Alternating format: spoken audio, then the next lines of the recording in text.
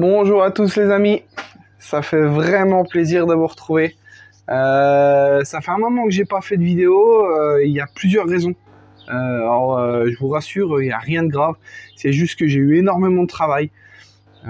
J'avais des moteurs à faire qui pour moi, si jamais j'aurais fait une vidéo dessus, c'était répétitif et je pense pas que ça vous aurait plu. On aurait dit ouais, lui il nous fait chier avec ses moteurs, on a déjà fait, il n'y a pas besoin de voir. Ah, bref, en tout cas, je vais vous expliquer ce que j'ai fait. J'ai fait un 86 Big Bore, j'ai fait un 96 WR, un 94 Testarossa, un 70 MHR Team 2, un moteur Derby en 100 fast, et après j'ai fait mon moteur. Alors mon moteur aujourd'hui, c'est le sujet de la vidéo, tu le vois là, juste là, je sais pas si tu as vu, petit tout fast là. Alors je vais t'expliquer un petit peu pourquoi ce moteur là on l'a pas fait ensemble. Comme tu le sais, moi je fais l'Italie. Tu m'excuseras, il y a les voisins qui passent là, ça fait un peu de bruit, c'est normal. Donc comme je le disais, moi je fais l'Italie depuis cette année. Donc là on va être à l'heure où je te poste la vidéo, pardon. On a fait la 3e course. Alors pour moi, si tu me suis sur les réseaux sociaux, ça a été compliqué pour moi dans le sens où on arrive à la première course, le moteur il fonctionne bien, je me sens hyper bien. Sauf que j'utilise un amortisseur à l'arrière que je ne connais pas, donc pas de feeling. Et en plus, je le savais déjà que j'étais trop lourd. Petite dédicace pour toi Pascal, si tu regardes, parce que tu m'as dit que tu le savais, mais on le savait, mais voilà. Donc c'était pour vous dire que je me suis vraiment rendu compte que j'étais vraiment trop lourd et du coup c'était compliqué pour moi. Donc ce qui s'est passé, c'est que on a fait la première course, j'ai vu sur quel axe il fallait que je travaille. Donc là, je me suis dit, grosse claque au moral. Pourquoi? Parce que, pour t'expliquer vraiment jusqu'au bout, on a fait... je rentre de la 2e manche à la première course. On a une pesée, pilote plus machine. Et il faut pas dépasser... il faut pas être en dessous de 155 kg. Et moi, je me mets à 189 kg. Donc t'imagines, les autres sont entre 155 et 160, moi 189. Ça faisait je sais pas combien de temps que je m'étais pas pesé. En gros, le Mamat, un gros sac, je faisais 100 kg.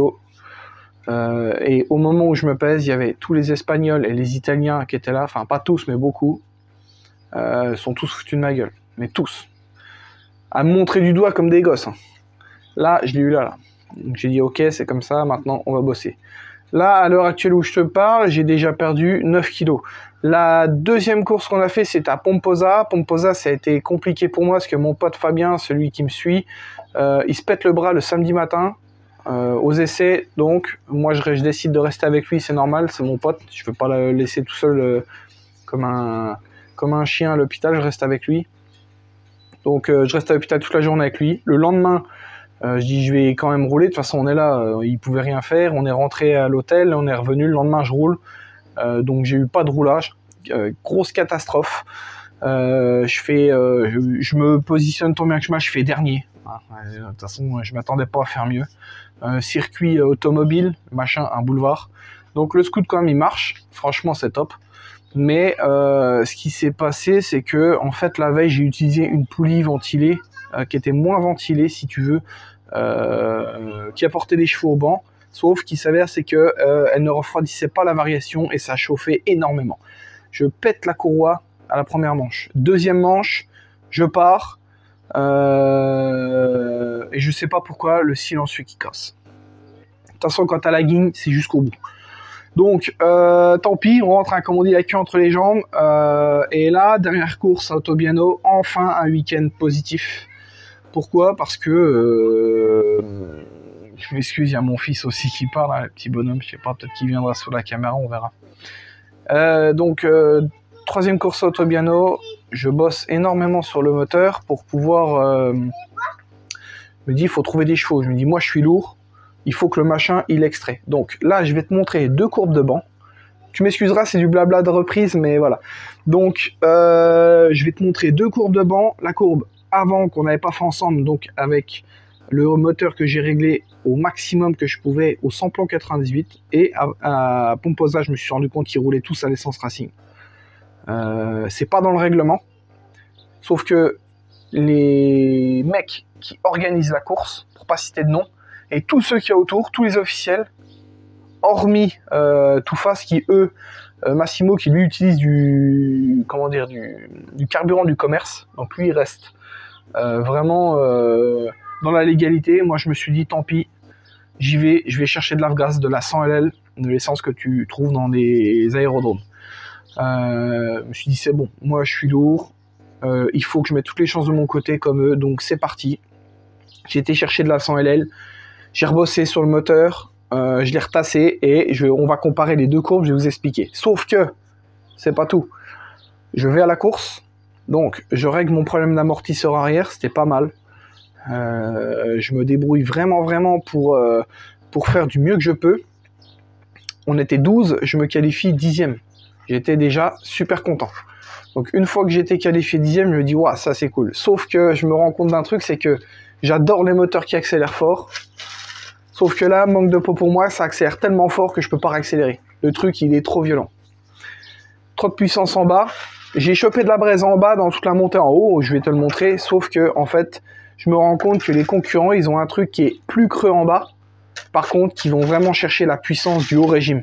Et la puissance du haut régime, tu le sais comme moi, c'est la puissance en haut, c'est pas la puissance en bas. C'est vraiment plus violent en haut et ça, le moteur se met à allonger, etc., etc. Donc l'acte de travail que j'avais choisi de prendre, était pas bon. Donc bah qu'est-ce que j'ai fait donc j'ai fait ma course comme ça, c'était très bien. Donc à l'accélération on était quasiment pareil les 20 premiers mètres et après ça partait. Donc c'était beaucoup mieux quand même parce que donc au lieu de prendre 1 seconde 2 dans la race comme je te disais au chrono, eh ben je prenais plus que on va dire en course 6 dixièmes. Tu vas me dire, ouais, mais 4 dixièmes, c'est rien. Mais si, c'est beaucoup. Et en plus, pendant les 2 manches, j'ai pu me battre avec donc 2 concurrents qui étaient devant moi. Et c'était cool. Parce que quand tu es tout seul derrière, je te promets que tu te fais chier et puis tu as les boules, quoi. Tu donnes tout ce que tu peux, mais ça va pas. Bon, je sais que là où il y a un très haut niveau, je me bats contre les officiels. Et crois-moi, mon ami, qu'il y a du fric. Voilà.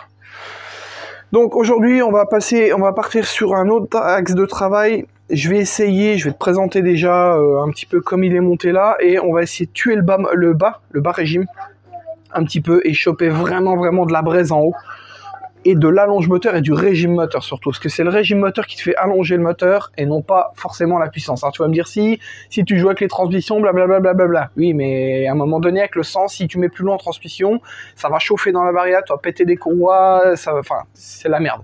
Là, j'ai trouvé la bonne démule, il faut juste que j'aille trouver vraiment de la braise en haut régime, et surtout que le machin il se mette à allonger. Donc c'est parti, je te présente le moteur et après on va voir les courbes au banc et je t'explique un petit peu ce qu'on va faire. Donc voilà. Donc tu vois là ici, le cylindre il est monté. Alors je t'explique. La première fois que je l'avais monté avec donc au samplon 98 0,82 squish. Parce que en dessous j'avais de la déto, peu importe la carburation que tu faisais, si tu enlevais de l'avance, etc., etc. Donc dessus, on avait des diagrammes de 133-196.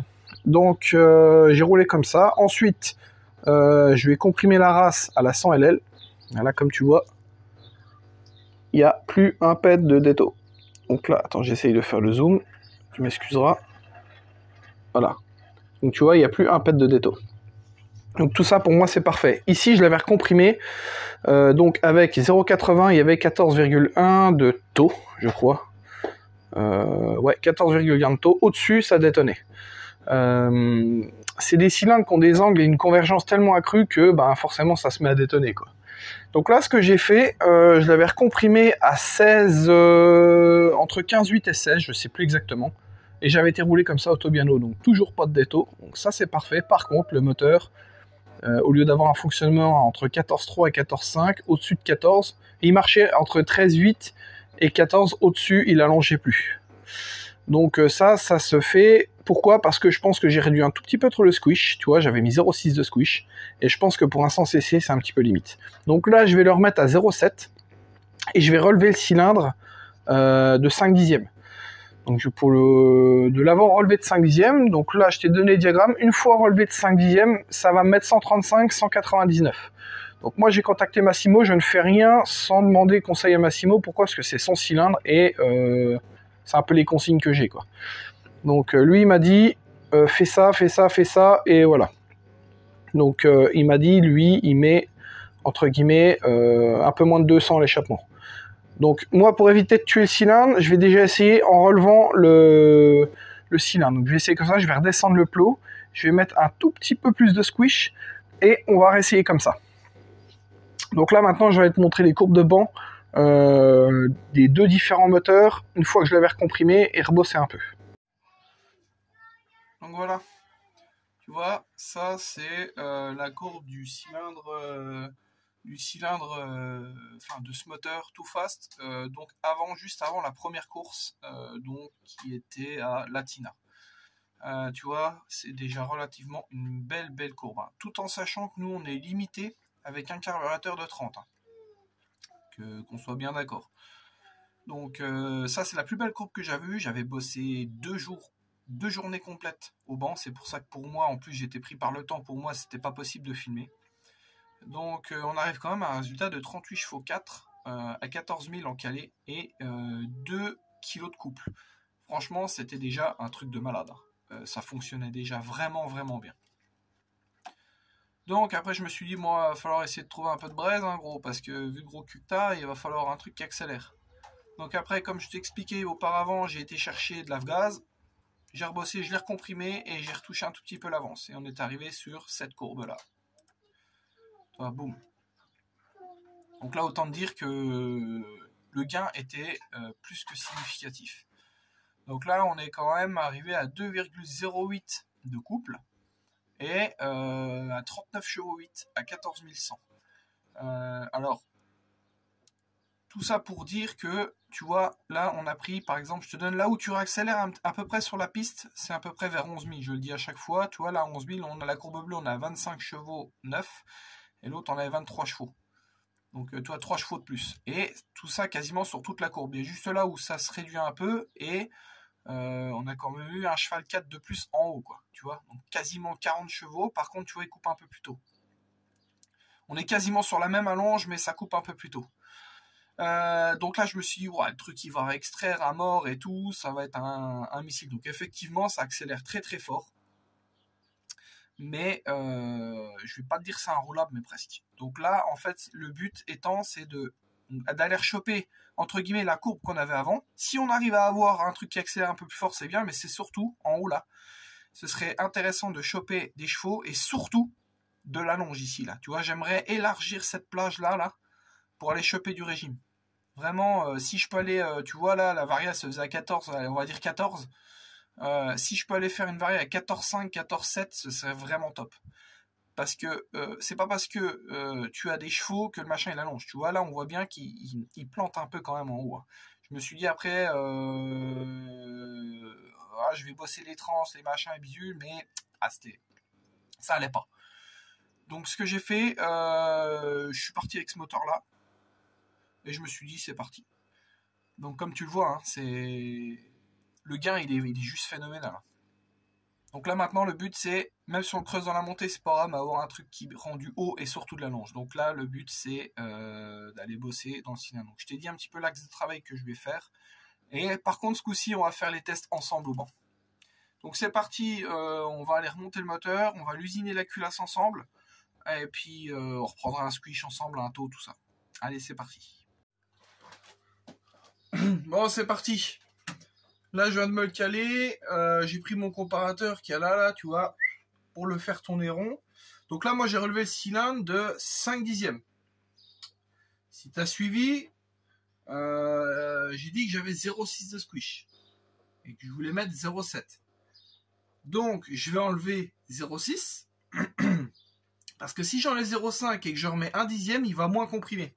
Tu comprends? Donc là, je vais enlever 0,6. Et ensuite, sur la bande de squish, j'irai lui enlever 1 dixième. Je sais que 1 dixième, c'est à peu près 0,3 cc. Donc là, j'enlève 6 dixièmes. je fais une mesure, je devrais me retrouver à, normalement, si tu as suivi. T'as suivi ou t'as pas suivi? Je devrais me retrouver à 0,5. Ah. Donc si je me retrouve à 0,5, qu'est-ce que je dis? Je sais même plus calculer là, tu vois, c'est fin de journée. Donc, m'excuseras, c'est fin de journée, je suis lessivé. Allez, c'est parti, on enlève ça, j'arrête de dire des conneries et on y va.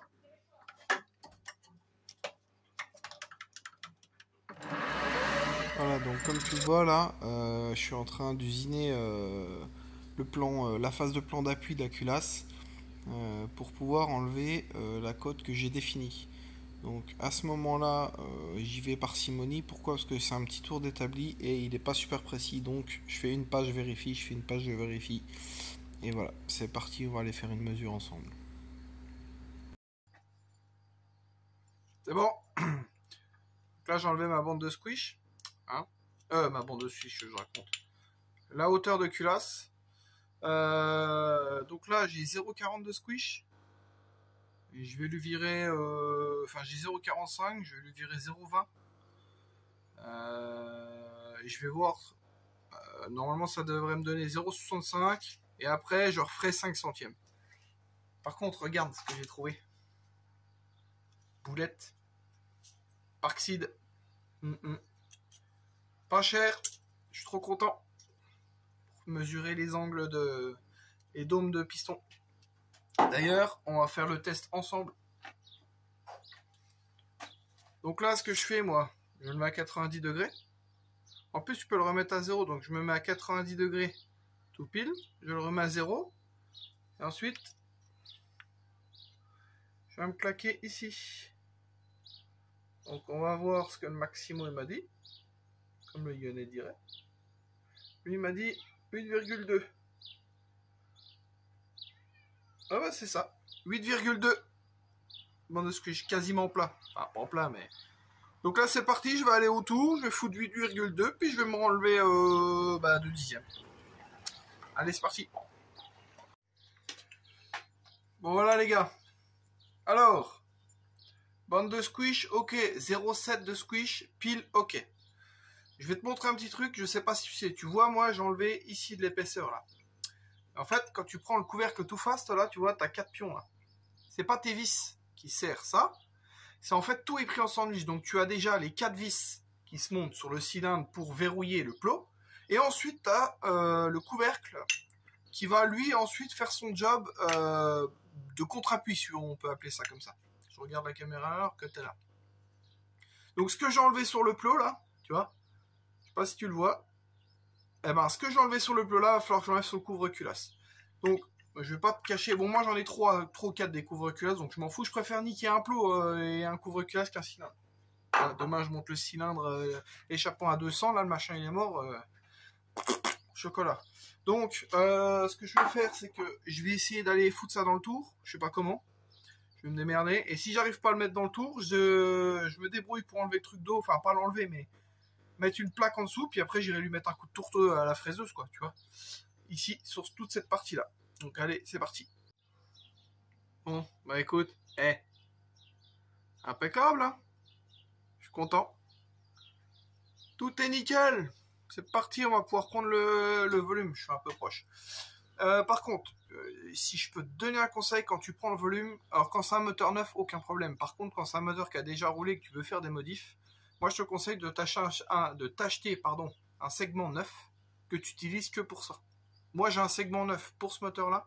J'ai un segment neuf pour du 47.6 en 0.8 de côté exprès pour les volumes. Comme ça à chaque fois, si le piston est un peu usé, c'est pas grave. Ce qu'il faut c'est au moins un segment neuf. Pourquoi? Parce que ça peut te fausser vraiment le volume. Donc je te conseille vivement de faire ça. Allez, c'est parti, on va mesurer le volume.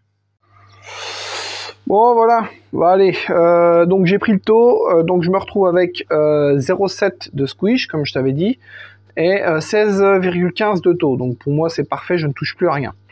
La culasse elle est redescendue, le plot on l'a fait ensemble, et là je vais élargir un petit peu l'échappement. Bon ça c'est le cylindre neuf, mais tu vois je vais élargir l'échappement. Pourquoi? Parce que moi j'aime bien élargir les échappements jusqu'à l'axe de piston pour vraiment pour vider. Là, je vais pas le mettre jusqu'à l'axe parce qu'il est déjà costaud l'échappement, j'ai pas envie que le segment il passe dedans, tu comprends? Donc je vais quand même l'élargir de... Tu vois là, si je fais ma trace, j'ai à peu près 7 mm jusqu'à l'axe de piston. Donc je vais pas lui enlever 7 mm de chaque côté, je vais couper la port en deux et faire 3 et 3. Je vais nettoyer un petit peu le conduit et puis ce sera bien. Par contre, putain, je viens de regarder un truc là. Il démarrait mal à la fin de la course et tout. J'avais déjà changé les clapets auparavant, juste avant la course, parce qu'ils étaient un peu bouffés. Par contre, voilà. Tu vois. Putain, clapet neuf. Autant dire que ça ouvre sévère et ça doit plaquer vraiment fort contre le carter en fait, tu vois. Et j'avais pas envie de mettre une V-Force 4R, mais je sais que pour l'avoir déjà monté, la V-Force 4, il y a plus de problème grâce au butée, tu vois. Grâce au butée, et sur la V-Force 4 sur le côté, ici là, tu as un espèce de... pas d'amortisseur si tu veux, mais disons que quand le clapet il vient se plaquer comme ça amortit, donc ça évite d'avoir des clapets qui pètent comme ça en fait. Franchement, ça me fait chier, parce que là il faut que je la commande, la V-Force, j'en ai pas. Et puis je pense même pas qu'elle rentre dans le carter comme ça. Alors, je sais pas parce que j'ai une cale, tu sais, parce que le clapet, si tu veux, il arrive quand tu usines pour les masses de vilebrequin qui font 81 de diamètre, ça arrive à ras du... Enfin, le clapet, t'es obligé de le reculer en fait. Pourquoi? Pour que la lamelle de clapet, elle vienne pas ouvrir sur les masses de vilo, hein, bien entendu. Donc là, moi j'ai une cale de 10 mm. Et je suis un petit peu écarté du vélo de 3 mm, donc franchement c'est pas mal. Mais ça bouffe encore du clapet. Franchement ça me fait chier parce que putain ça vaut une blinde les clapets. Et puis voilà, j'avais déjà eu le problème à l'époque. Mais autant que ça, je pensais pas. Tu vois, avant, j'avais eu beaucoup moins ce problème-là. Pourquoi? Parce que le moteur, il était moins comprimé, donc ça comprimait moins en bas aussi, hein, automatiquement. Voilà. Donc là, je suis un peu chocolat, je vais être obligé de m'arrêter là. Moi, je vais remonter le moteur. Hein, on va pas le remonter ensemble, parce que tu connais, tu sais comment ça fonctionne. Je vais commander une V-Force, et si jamais je dois faire l'usinage de la V-Force, on le fera ensemble. Et si tu vois que sur la prochaine vidéo du banc, parce que là, on va s'arrêter ici, parce que sinon, elle va être trop longue, la vidéo, je te dirai si j'ai mis la V-Force 4 ou pas. Alors je t'avouerai que ça m'embête de mettre la V-Force 4, pourquoi? Parce que là mon test, tu me diras je peux mettre encore un jeu de lamelles là pour faire du banc, pour valider et voir si ça marche et ensuite foutre la V-Force, parce que là la modification du cylindre, plus la culasse, plus la V-Force, tu sais pas où tu vas en fait. T'as modifié tellement de paramètres que tu sais pas si c'est ça qui marche ou si c'est ça. Donc je vais d'abord mettre un jeu de lamelles de clapet, il m'en reste un, bah tant pis, de toute façon je vais le mettre, je vais pas les bouffer au banc, mais voilà. Et puis ensuite on foutra la V-Force 4 parce que ça coûte trop cher les clapets. Donc voilà mes amis. Donc là, dans les médias, je vais élargir l'échappement, je te présente ça après, et puis après voilà. Bon, ok, je viens de terminer, je te le montre. Tu vois, voilà. Donc j'ai bien élargi l'échappement. Voilà, donc avec des pas saillants, histoire que tu vois que ça ne raccroche pas l'échappement. Donc là je suis content, j'ai mis un petit coup de rouleur partout. Donc là c'est parti, je mets un piston neuf, parce que la dernière fois que je l'avais passé, j'avais foutu un piston neuf. Donc je remets un piston neuf. Et puis bah j'ai plus qu'à attendre la boîte à clapets. Bon, on va déjà faire du banc comme je te l'ai dit. Je vais changer les clapets et puis ensuite on va le passer au rouleau comme ça. Mais voilà, tu vois, j'ai nettoyé le conduit aussi, bien propre. J'ai pas enlevé de matière, hein. J'ai bien tout nettoyé, m'excuseras. Et voilà, donc c'est parti, moi je remonte, et puis voilà, en tout cas, merci beaucoup de m'avoir suivi. Ça fait longtemps que j'ai pas fait de vidéo, hein, mais comme je vous l'ai dit, ça a été compliqué pour moi, mais là je vais les reprendre, il y a des beaux projets qui arrivent à côté là. Sois attentif parce que ça va tomber semaine prochaine.